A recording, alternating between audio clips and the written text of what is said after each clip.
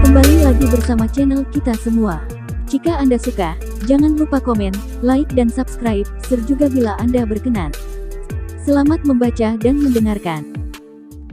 Perintah Kaisar Naga, Bab 378-33785. Wajah Yosemite berubah menjadi hijau saat dia melihat Dev begitu sombong, tapi meski dia marah, dia tidak bodoh. Dev tidak bodoh, dia tahu Dev pasti punya rencana. Melihat keraguan-raguan Yosemite, Dev semakin mengejeknya, "Kenapa, kamu takut? Bukankah keluargamu kamu sangat hebat? Menurutku keluargamu hanya pengecut. Biar ku beritahu, akulah yang membunuh Kelsey, putra tertua keluargamu." Saat itu, dia berlutut dan memanggilku kakek. Dia meminta tolong untuk mengampuni hidupnya. Dev memprovokasi seluruh keluargamu. Lucy dan yang lainnya memandang Dev dan mendengarkan Dev mengejek keluargamu. Mereka semua menjadi lebih santai dari suasana tegang tadi. Yosemite mengertakkan gigi dan mengepalkan tinjunya, tapi dia tidak terpancing. Namun, dua anggota keluargamu tidak tahan lagi. "Kamu anak pemberani, berani mempermalukan keluargamuku seperti ini, kamu mencari kematian." Dua anggota keluargamu melompat ke arah Dev. Tapi saat tubuh mereka melompati celah itu, aura tajam tiba-tiba keluar dari celah itu. Kedua anggota keluargamu langsung terpotong-potong, dan pecahan tubuh mereka jatuh ke dalam celah satu demi satu. Tapi kali ini, ada semburan suara yang datang dari celah tersebut. Dev tercengang, dia tidak menyangka masih ada makhluk yang bertahan di celah itu. Mendengarkan raungan ini, terdengar seperti monster, tapi juga seperti jeritan yang datang dari jurang neraka. Yosemite tercengang. Melihat dua anggota keluargamu yang tewas secara tragis dalam sekejap, matanya penuh amarah. Dia tahu bahwa mereka telah dibodohi oleh orang ini, Dev. Dia pasti tahu kalau celah ini tidak bisa ditembus dengan mudah, jadi dia sengaja membuat marah dirinya sendiri. Jangan tertipu semuanya. Tidak ada yang diizinkan melewati celah ini. Ada yang aneh di celah ini. Yosemite memperingatkan semua orang di keluargamu. Dev melihat bahwa Yosemite tidak akan tertipu, jadi dia mengabaikannya dan mengarahkan Lucy dan yang lainnya untuk segera mengumpulkan batu ekstrim.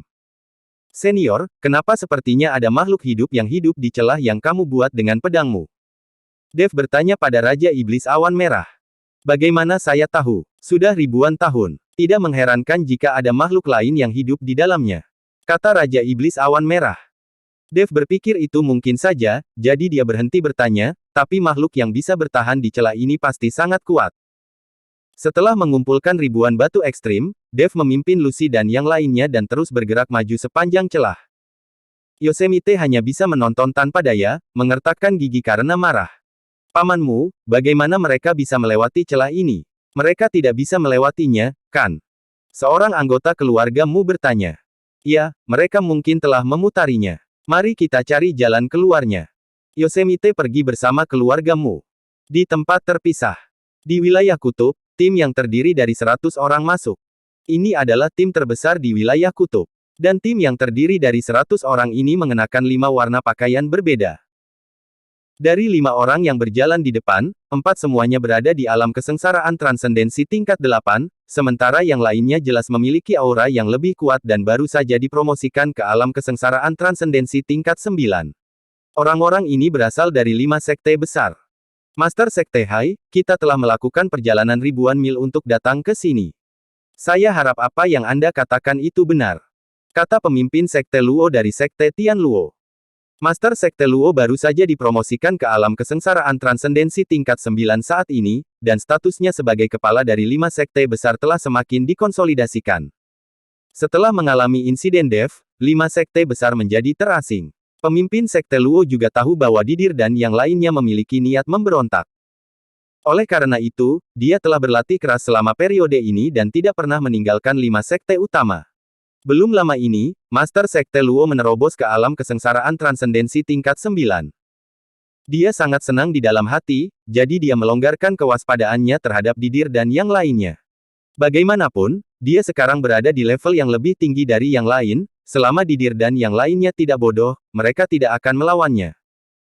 "Saya tidak tahu dari mana orang kaya dari laut ini mendengar bahwa kutub adalah tempat jatuhnya makhluk abadi, dan ada banyak harta karun, jadi dia memikat 5 sekte besar untuk datang." Pemimpin Sekte Luo tergoda oleh harta karun itu, dan dengan kekuatannya yang meningkat, dia tidak perlu takut, jadi dia mengikutinya. Master Sekte Luo, bagaimana saya bisa berbohong kepada Anda? 5 sekte besar kami mengirim begitu banyak orang untuk melakukan perjalanan jarak jauh. Jika saya berbohong, bagaimana saya bisa tetap berada di 5 sekte besar di masa depan? Saya sudah lama mendengar bahwa pasukan sekte di daerah terdekat telah tiba di kutub. Kita harusnya menjadi orang terakhir yang masuk sekarang. Tetapi wilayah kutub ini adalah wilayah yang sangat luas. Mungkin tidak mudah untuk menemukan lokasi spesifik di mana makhluk abadi itu jatuh. Didir berkata cepat. Kalau begitu, mari kita mempercepat dan mencoba untuk tidak berkonflik dengan orang-orang dari keluarga sekte lain. Dan ketika kita bertemu dengan para penggarap iblis, cobalah bersembunyi. Bagaimanapun, ini adalah tepi wilayah selatan dan ada banyak penggarap iblis. Pemimpin sekte Luo memperingatkan semua orang. Semua orang mengangguk, mereka di sini untuk berburu harta karun, bukan untuk membunuh. Selama tidak ada konflik kepentingan, tidak perlu mengambil tindakan. Master Sekte Luo memimpin, menjelajahi jalan di depan, sementara Didir berada di belakang, diikuti oleh Master Sekte Yue dari Sekte Tianyu dan Master Sekte Yang dari Sekte Tianyang, saling bertukar pandang. Setelah melihat ini, Master Sekte Chen dari Sekte Tianchen menundukkan kepalanya perlahan, seolah-olah dia tidak melihatnya. Sepertinya Master Sekte Chen diancam oleh beberapa orang. Didir menipu Master Sekte Luo untuk datang ke sini bukan demi harta karun itu, tetapi karena mereka telah mengambil inisiatif untuk membunuh Master Sekte Luo. Peningkatan ranah pemimpin Sekte Luo memberi mereka perasaan krisis yang lebih besar. Awalnya, mereka berselisih paham dengan pemimpin Sekte Luo tentang Dev. Sekarang Master Sekte Luo telah menerobos ke alam kesengsaraan transendensi tingkat 9, jika Master Sekte Luo mengalahkan mereka satu persatu dan mengusir mereka dari 5 sekte besar, tidak akan ada yang bisa mereka lakukan. Jadi Didir ingin melakukan tindakan terlebih dulu, jadi dia menipu Master Sekte Luo agar datang ke wilayah kutub.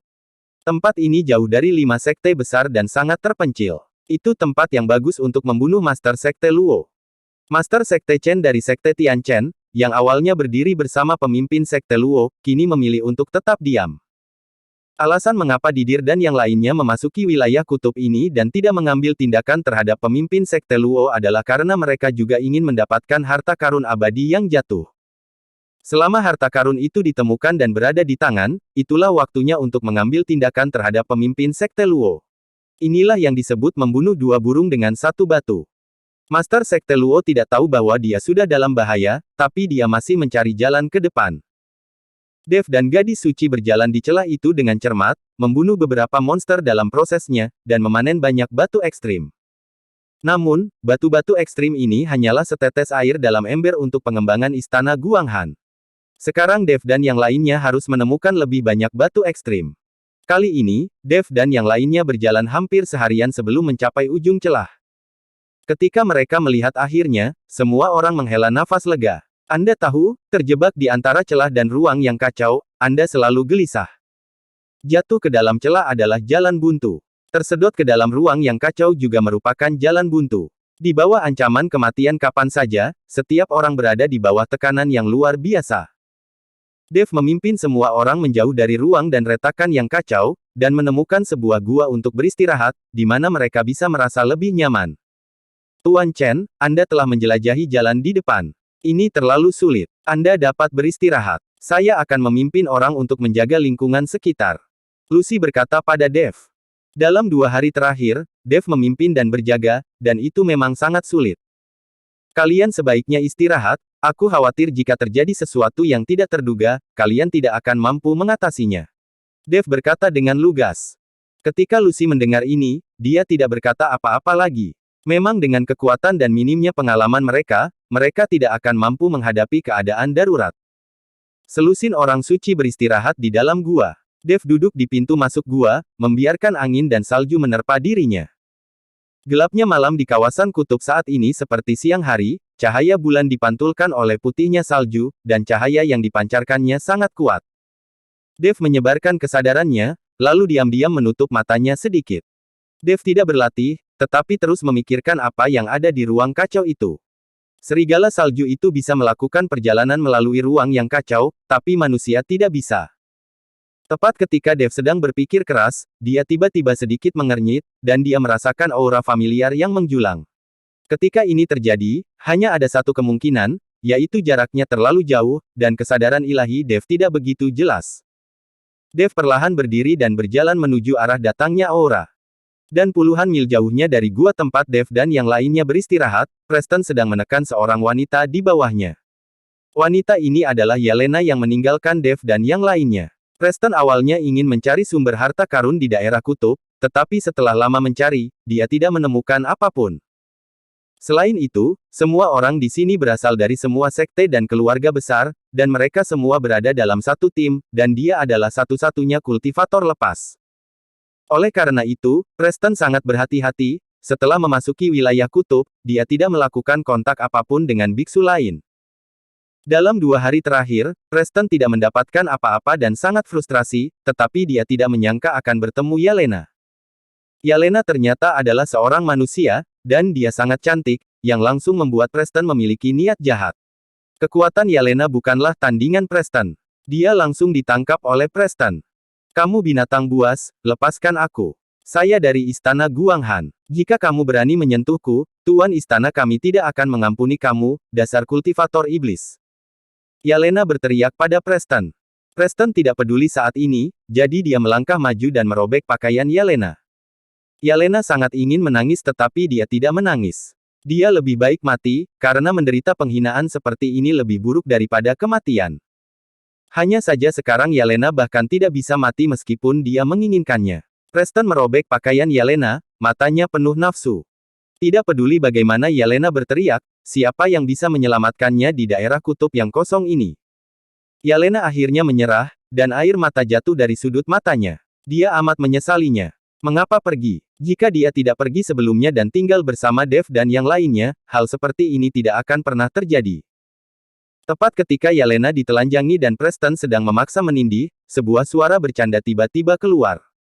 Kamu, seorang pria dewasa, begitu tidak tahu malu ketika kamu menindas wanita seperti ini. Mendengar suara ini, Preston gemetar dan segera berdiri. Saat dia melihat Dev, wajah Preston menjadi sangat jelek. Yelena mengambil kesempatan itu untuk bangun dan buru-buru berlari ke belakang Dev. Saat ini, Yelena dalam keadaan acak-acakan, tetapi dia tidak peduli dengan citranya, dan dia tidak mengatakan bahwa Dev memanfaatkannya. Preston memandang Dev dan merasakan aura di tubuh Dev, wajahnya pucat. Ketika Dev berada di alam kesengsaraan transendensi tingkat kedua, dia bertarung dengannya dan bahkan melukainya. Sekarang Dev telah mencapai alam kesengsaraan transendensi tingkat ketiga, dan auranya jelas sangat kuat. Preston tahu bahwa dia bukan tandingannya sama sekali. Dev, kenapa kamu ikut campur dalam urusan orang lain? Jika kamu menyukai wanita ini, aku akan memberikannya padamu. Biar ku beritahu, aku belum menyentuh wanita ini, dan dia masih gadis. Preston berkata pada Dev. Wajah Yelena memerah saat dia mendengarkan kata-kata Preston. Jika dia bisa mengalahkan Preston, dia pasti sudah membunuhnya sejak lama. Jika aku menginginkan seorang wanita, aku tidak akan melakukan hal yang memalukan sepertimu. Karena kita bertemu hari ini, mari kita akhiri. Pedang pembunuh naga langsung muncul di tangan Dev, dan cahaya dingin membuat seluruh tubuh Preston gemetar. Bersambung.